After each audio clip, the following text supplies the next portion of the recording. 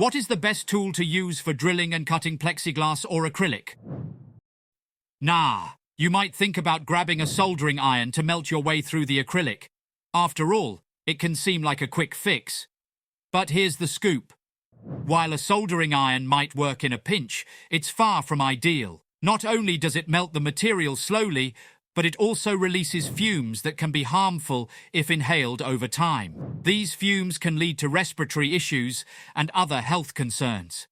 When it comes to making holes in plexiglass, a drill is your best friend. You don't need any fancy equipment. Just a regular drill with a metal drill bit will do the job. If you have a project that requires multiple holes, consider using a drill press. A drill press offers precision and consistency, allowing you to make uniform holes with minimal effort. It's especially useful for ensuring the holes are perfectly straight and evenly spaced.